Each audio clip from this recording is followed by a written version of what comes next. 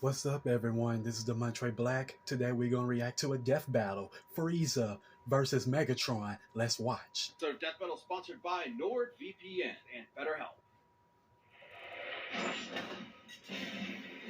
Frieza, the Dread Emperor from Dragon Ball. And Megatron, the Decepticon commander from Transformers. When these two dictators collide, the cosmos will tremble. He's Wiz and I'm Boomstick. And it's our job to analyze their weapons, armor, and skills to find out who would win a death battle. Deep in the bowels of outer space lies a monster so cruel, so callous, so evil that the universe itself trembles at his approach. Behold, the mighty Lord Frieza. Oh, he's adorable with the horns and that floppy tail and the... Genocide? Oh, awesome. And he's laughing. Cool. Frieza's diminutive stature and low gentility were intentionally deceptive and rooted in a surprising place. In response to the Japanese economic bubble at the time, Frieza's design was meant to evoke real estate speculators. Series mangaka Akira Toriyama has described such speculators as the worst sort of people. Yes, really. I guess you could say Frieza is more than meets the eye. Oh, wait, shit, that's later. Much is unknown about Frieza's alien race and heritage, only that he and his father were born as mutants with abnormally high power levels. Oh, like how the doc said my blood alcohol level was zero point 0.8 straight out the womb. Frieza was so crazy strong that unlike most Dragon Ball characters who transform to get stronger, Frieza transforms to get weaker. So he doesn't, like, accidentally nuke a planet. Only intentionally. With his father's empire and army at his beck and call, Frieza would cross the universe, conquering worlds one by one and selling them to the highest bidder, just like real estate speculators. And if anyone objected, he'd just kill them, their entire family, and everyone they ever knew. Just like real estate speculators. While he usually lets his weird, multicolored alien grunts do his dirty work for him, Frieza's not afraid to throw down himself. Especially if some spiky-haired space monkeys start getting too uppity for their own good. Frieza's strength comes from his innate understanding and manipulation of his own ki, or life energy, which he can use to enhance his physicality or manifest into projectile attacks. Like his classic Death Beam, Death Bow, Death Wave, Death Cannon, Death Saucers. Yeah, I'm sensing a theme here. Frieza can move mountains with his mind, fire laser beams from his eyes, create ki force fields, and he even learned to sense the ki of others through sheer observation alone. He's fast enough to keep up with Goku's ki attacks, which, scaled to the ki he absorbed for a spirit bomb against Kid Buu, could move across the universe in less than a minute.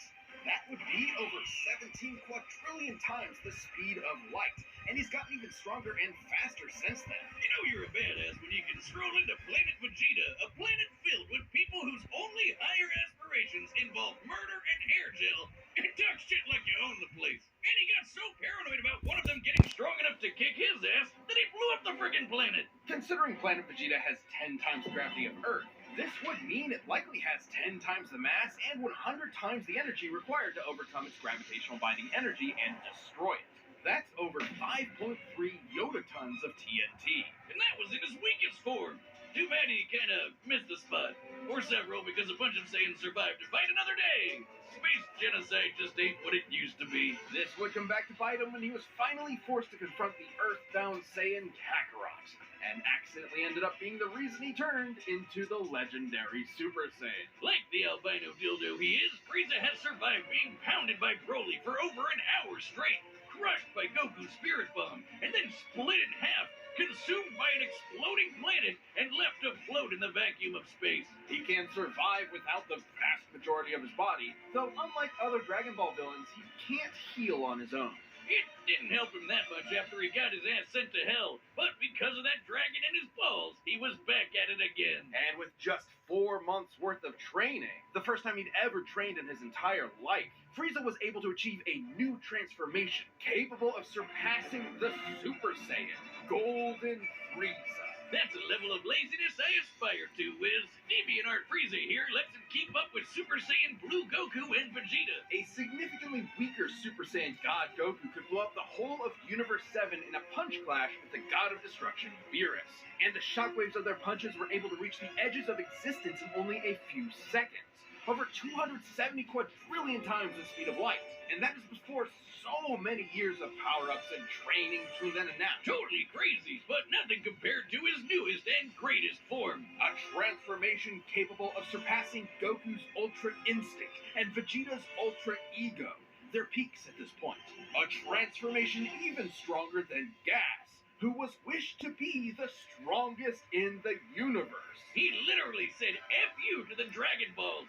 This is Black Frieza! The all-seeing Oracle Fish had prophesied the coming of the universe's strongest. And perhaps he was talking about Frieza all along. Come on, give us another prediction! Oh, Wiz, I think you're gonna die. Though, for some godforsaken reason, he didn't use his newfound power to kill those pesky Saiyans. They were right there, you moron! In fact, he once committed the archvillain's greatest sin and teamed up with them to save their universe and beat Jiren, a being comparable to the gods of destruction. Because no one's allowed to destroy the universe but him. And that's a promise he means to keep. This almighty emperor will continue to rule the universe with an iron grip and a heart of ice. This episode of Death Battle is sponsored by NordVPN. It's no secret that Wi-Fi networks, especially free public ones, can be compromised by criminals to get access to, spy on, or even alter your data. For example, you want to surf the web at your local cafe, but the network you sign into happens to be a fake one set up to harvest any sensitive data you enter. The solution? Encrypt your online traffic with NordVPN at all times to keep their naughty fingers out of it. NordVPN is easy to use. You can connect with one click or enable auto-connect for zero-click protection. It's got 5,800 servers in 60 countries and has been confirmed by speed tests to be the fastest VPN out there. Since NordVPN encrypts all traffic, your internet service provider can't slow down your streaming speed. NordVPN is on every major platform: Windows, Android, iOS, macOS, and Linux. And users can get a huge discount with the purchase of a 2-month plan with 4 months free. Try it risk-free with a 30-day money-back guarantee. Thanks to NordVPN for sponsoring our show. You either die a hero, or you live long enough to see yourself become the villain. Or you live even longer and become an 80s toy commercial. This is Megatron. In Cybertron's ancient past, the planet was ruled by the Functionist religious order, which decreed a Transformer's natural-born alternate mode determined their role and status in society, rather than letting them choose for themselves. Born into this repressive caste system, Megatron of Tarn dreamed of something more.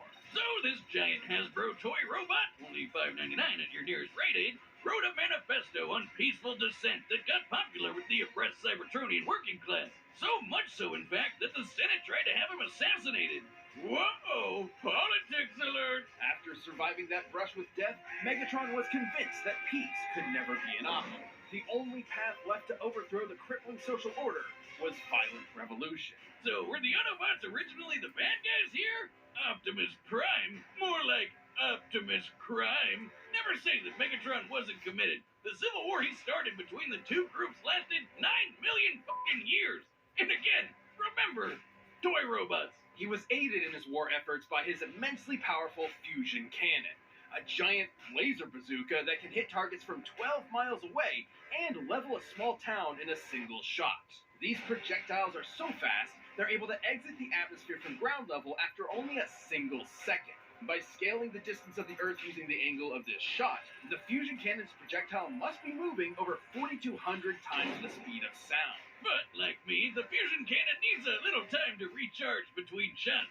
So Megatron's got some tools to keep the job going. He can close the distance with his Energon mace and block blows with his Energon shield. It helps that Megs literally fought as a gladiator before his stunt as a revolutionary. Megatron can fire lasers from his eyes and arms, launch buzzsaws strong enough to slice through solid rock, fly through the air, and open up a force field known as a panic bubble. Now, it might seem like a huge flaw that it lets enemy combatants inside. But that's only until you realize it won't let them back out again. That's when the panic part comes in.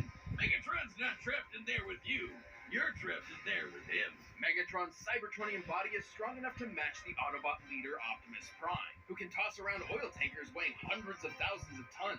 And Megatron's metallic hide was tough enough to survive an explosion so massive it launched the entire planet of Cybertron through space. By taking a look at Cybertron's mass and how fast it was sent flying to get its overall kinetic energy, Megatron must have survived a blast equal to nearly 4.5 ninatons of TNT, enough to annihilate a small star. He can even keep up with Decepticons like Starscream, who can fly across the galaxy from Earth to Cybertron at hundreds of thousands of times the speed of light. And he wouldn't be a Transformer without being able to transform into various vehicles. A tank, a stealth bomber jet, And a gun!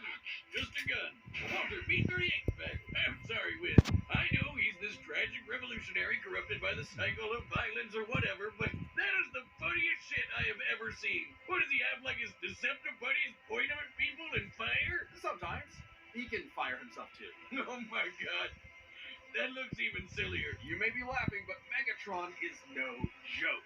By utilizing space bridge teleportation technology, Megatron can establish a remote link-up to a nearby black hole and teleport the antimatter it produces to his location. Through his eyeballs! Should matter and antimatter meet, they will be mutually annihilated in a brilliant release of energy defined by E equals mc squared. It doesn't matter how durable the matter is, it will be destroyed at the subatomic level. As Megatron's war for control of Cybertron dragged on, all of his highfalutin ideals started to fall to the wayside. In essence, there used to be a point to the war. Now, war was the point. His only goal left was to rule Cybertron with a literal iron fist. That's where Megatron's greatest weapon came into play, his mind. The dude is a strategic and tactical genius who's always thinking 10 steps ahead. He's fought powerful Transformers like Grimlock, Predaking, and the Decepticon, a being with the power of an entire evil universe behind it. He and Optimus have even fought Nova Prime and Regenesis Shockwave, both of whom could utilize the energy of that same universe. Megatron once sealed himself inside an Omniglobe and commanded 1,000 real-life battles at once, funneling every iota of relevant information into his brain at the same time. The sheer deluge of data would be incomprehensible for anyone without that supercomputer brain. But all that robot ass-kicking ended up as a draw, and the only true loser was Cybertron. With the planet in ruins and its civilization extinguished, the Cybertronian Golden Age was long over. And the vanguard of its destruction was Megatron. Who's now a crusty Saturday morning cartoon villain with a voice that sounds like he smokes 40 packs a day and a hate boner for his boneheaded second-in-command, Starscream. After countless millennia of a humiliating stalemate with his Boy Scout rival, Megatron's brilliant mind finally turned inward. He remembered that his early writings advocated for peaceful conversion and free thought instead of domination. It took you 9 million years to remember why you started fighting in the first place? Would the memory get lost in the cloud? In what was possibly his most surprising tactical move yet, Megatron saved the universe from annihilation as an Autobot. What? He realized that after millions of years of indefinite war, the ideals that he fought for, freedom, justice, equality, had switched sides, and Megatron had to as well. Turns out there was more to this supervillain than met the eye, because true to his nature, Megatron transformed. This episode of Death Battle is sponsored by BetterHelp. Have you ever felt like your very own brain is getting in your way? I'm not just talking about maniacal super geniuses like myself. This can apply to anyone. That feeling where you know what you should be doing, but you just can't do it and you don't know why. Therapy can help you find out what's holding you back, whether it be anxiety, self-doubt, or anything. Your brain should be working for you, not against you. Talking to someone about your feelings can definitely be tough, but it's definitely worth it. It's definitely not just for people dealing with major trauma. Therapy can benefit you at any point in your life. So if you're thinking about starting therapy, consider giving BetterHelp a try. What's great about it, too, is that it's entirely online. That's right, no long commutes to a therapist's office. You can have a session right from the comfort of your own home. All you have to do to start is fill out a brief questionnaire to get matched with the right licensed therapist for you. And in case you aren't quite connecting, you can switch therapists anytime for no extra charge. Make your brain your friend with BetterHelp. Visit betterhelp.com/deathbattle today to get 10% off your first month. Alright, the combatants are set. We've run the data through all possibilities. It's time for a death battle!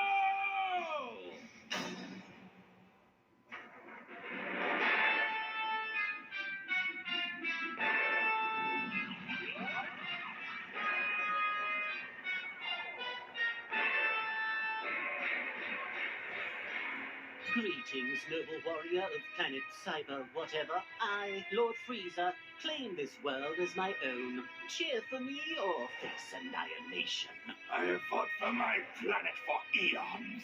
I would rather see it turn to ash than reside in your filthy hands, organic scum. I love it when they monologue back.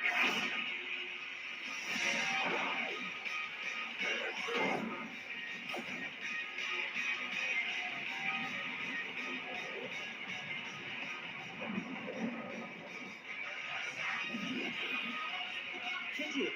I'll have to construct a new mothership from your corpse.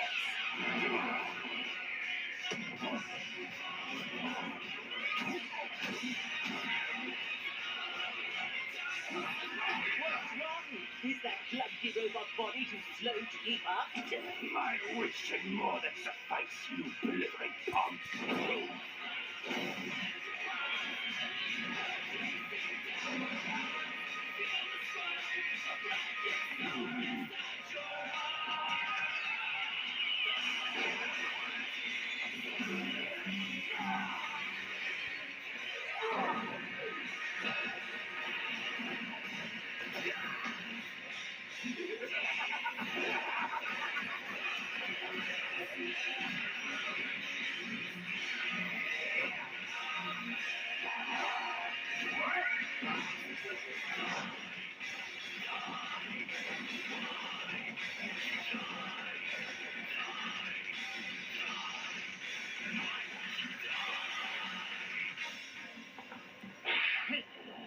Where did he go? Huh?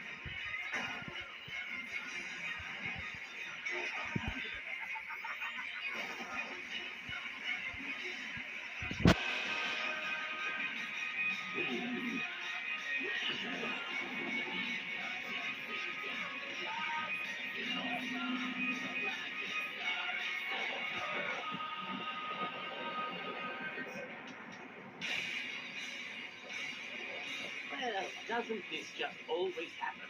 I give it 5 minutes. My planet!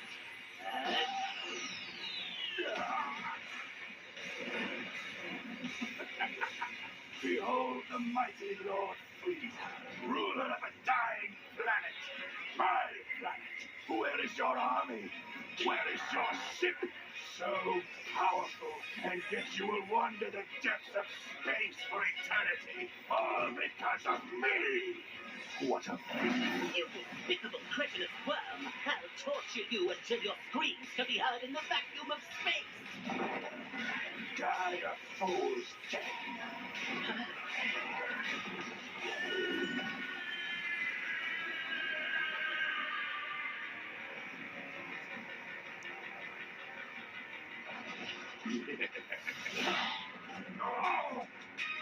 You will die by my hand! You fool!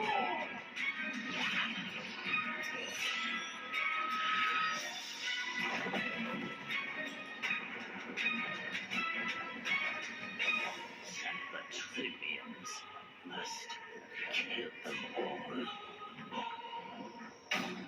KO!